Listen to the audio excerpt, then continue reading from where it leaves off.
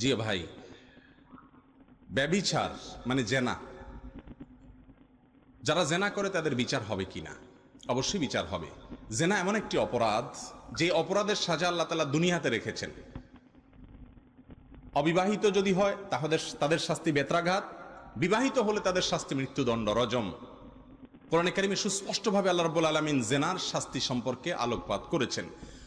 আর আখেরাতে যদি কেউ জেনার শাস্তি করে তওবা ছাড়া, গুনাহ আল্লাহর কাছ থেকে মাপ নেওয়া ছাড়া যায়, তাহলে সেক্ষেত্রে তার শাস্তি কি হবে? প্রিয় নবী সাল্লাল্লাহু আলাইহি সাল্লাম মেরাজে সেটি দেখে এসেছেন। অত্যন্ত ভয়াবহ শাস্তির কথা বলা হয়েছে। জাহান্নামের আগুনে তাদের শাস্তি দেওয়া হবে, বিভিন্নভাবে শাস্তি দেওয়া হবে।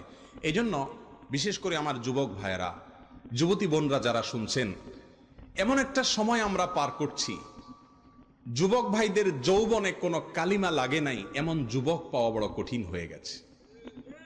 ভাইরা আমার, বৃদ্ধ বয়সে সেজদায় যাবেন, রুকুতে যাবেন, তাসবিহ তেলাওয়াত করবেন, আপনার চোখের সামনে ভাসবে আপনার যৌবনকালের সে সমস্ত ভ্রষ্টতা, নষ্টতা, নোংরামি, অসভ্যতা, অশ্লীলতা আর জেনা ব্যভিচারের দৃশ্যগুলো। ঠিক না ঠিক? আপনি সেজদায় যাবেন, আপনার চোখের সামনে ভাসবে আপনার সেই ফেলে আসা দিনগুলোর অসভ্যতা এবং নোংরামিগুলো। অপরাধের অদৃশ্য দাহন আপনাকে জ্বালাতে থাকবে।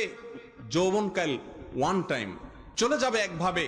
ভাইরা আমার, যদি এটাকে পবিত্র রাখতে পারেন, সংগ্রাম করতে পারেন শয়তানের বিরুদ্ধে, নিজের বিরুদ্ধে, ইনশাআল্লাহ বিইذনিল্লাহ আপনার এই যৌবনকালকে সারা জীবন আপনি এনজয় করে যাবেন, ইবাদতে মজা পাবেন।